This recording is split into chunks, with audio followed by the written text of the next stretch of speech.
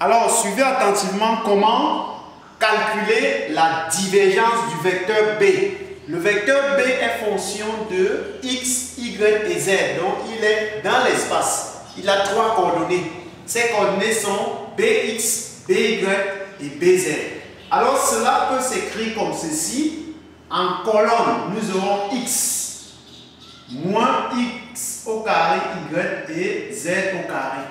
Alors, ici, ça peut encore s'écrire x, ex, moins x au carré, y, y, plus z au carré, ez. Or, avec ceci qui est égal à bx, ceci qui est égal à by et ceci qui est égal à bz. Donc, voilà bx. Voilà BY avec son signe, voilà BZ. Alors nous allons donc calculer la divergence de B.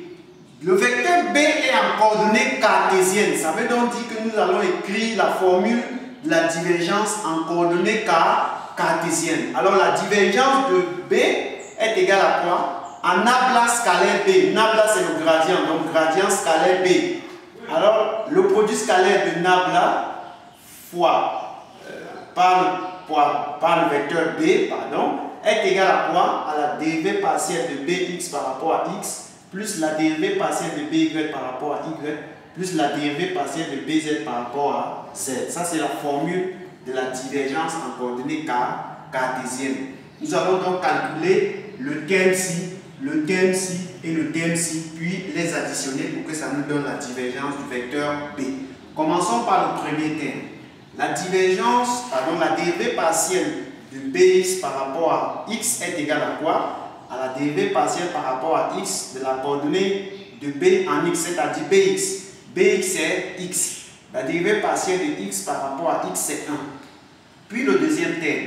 La dérivée partielle de By par rapport à y est égale à la dérivée partielle par rapport à y de By. Or, By c'est moins x carré y. Or, lorsqu'on dérive par rapport à y, les autres variables qui ne sont pas y sont des constantes par rapport à y, bien sûr. Donc ici, moins x carré par rapport à y est une constante. On ne la dérive pas. On ne dérive pas ceci. Donc on dérive plutôt y par rapport à y. Or, la dérivée de y par rapport à y, c'est 1. Donc 1 multiplié par moins x carré, ça nous fait moins x carré. Puis le dernier terme, c'est-à-dire la dérivée partielle de Bz par rapport à z. C'est égal à la dérivée partielle par rapport à z de Bz qui est la coordonnée de B en z. La coordonnée de B en z c'est z au carré. Or la dérivée partielle de z au carré par rapport à z c'est 2z. Or notre formule nous dit que lorsqu'on a donc les trois termes, on va les additionner pour que ça nous donne donc la divergence de B. On va donc prendre ceci plus ceci plus ceci. Ça va nous donner 1 moins x carré plus 2z qui va donc nous donner la divergence du vecteur B. Voilà donc la réponse. Ensuite, nous allons passer au calcul du rotationnel du vecteur B. Comment calculer le rotationnel du vecteur B? B qui est dans l'espace, c'est-à-dire B qui a trois coordonnées. Nous commençons par écrire la formule du rotationnel en coordonnées cartésiennes parce que B est en coordonnées cartésiennes. Alors le rotationnel du vecteur B est égal à quoi? À nabla vectoriel B. Nabla c'est le gradient vectoriel B. On éclate ça comme ceci en commençant par écrire la ligne, les vecteurs I, J et K.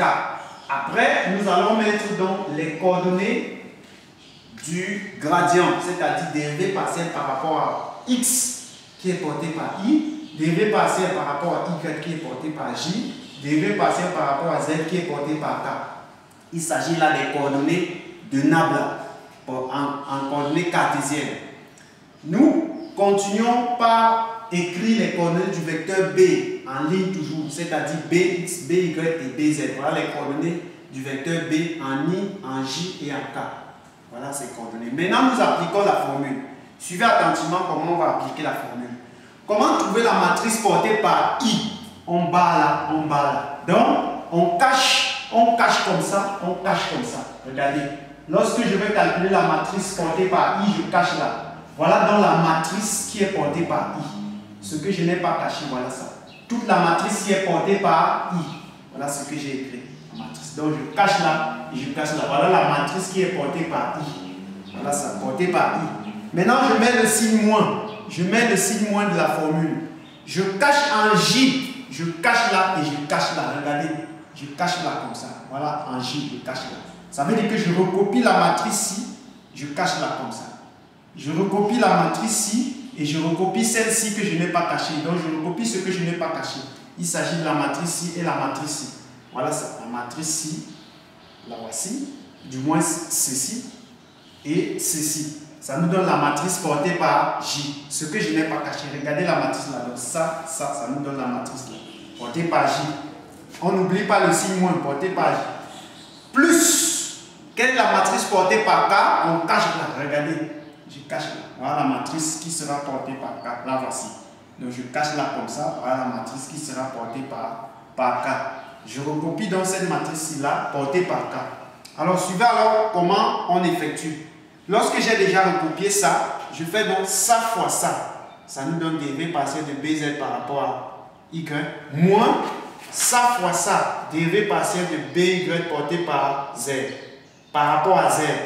Tout ça porté par I. Moins le moins de la formule.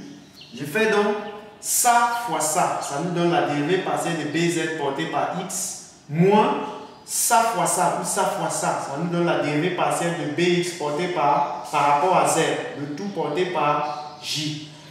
Plus ça fois ça, ça nous donne la dérivée partielle de BY par rapport à X. Moins ça fois ça, ça nous donne la dérivée partielle de BX par rapport à Y, le tout porté par K.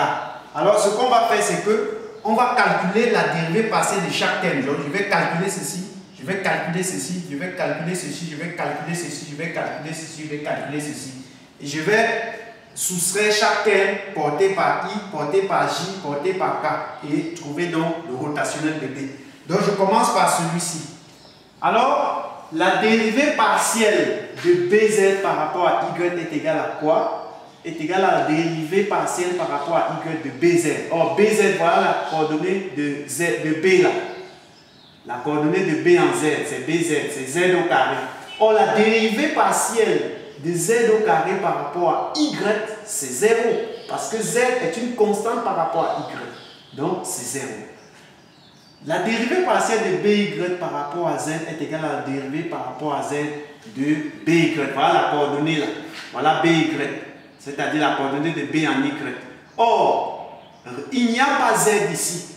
Donc, il n'y a rien. Tous n'ont pas Z. Donc, tout ça sont des constantes par rapport à Z. Donc, la dérivée partielle de ça par rapport à Z, c'est 0. Alors, passons à ce terme-ci. Dérivée partielle de BZ par rapport à X. Ça va nous donner la dérivée partielle par rapport à X de BZ. Voilà BZ, la coordonnée de B en Z. La dérivée de cette chose-ci par rapport à X, c'est 0 parce que ça n'a pas X, ça n'a pas X. Donc, c'est une constante par rapport à X, c'est 0.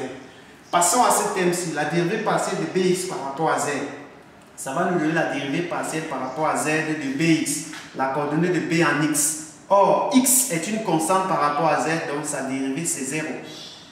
Passons au terme-ci, dérivée partielle de BY par rapport à X. Ça va nous donner la dérivée partielle par rapport à X de BY. Voilà la coordonnée de B en Y qui est BY.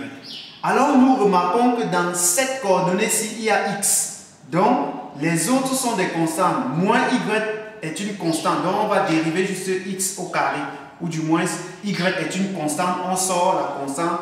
On dérive juste moins X au carré. La dérivée de moins X au carré par rapport à X est moins 2X. Or, moins 2X fois Y, ça fait moins 2XY. Le dernier terme nous donne la dérivée partielle de BX par rapport à Y. C'est égal à la dérivée partielle par rapport à Y de BX qui est X, c'est-à-dire la coordonnée de B en X. La dérivée partielle de X par rapport à Y, c'est 0 parce que X est une constante par rapport à Y. Sa dérivée est nulle. Alors, le rotationnel nous a dit qu'on devait prendre ceci moins ceci, ça fait 0, moins ceci, ça fait 0, plus ceci moins ceci, Or, ceci moins ceci, ça fait ceci porté par K. Donc, voilà donc le rotationnel du vecteur B qui est égal à moins 2xy porté par K.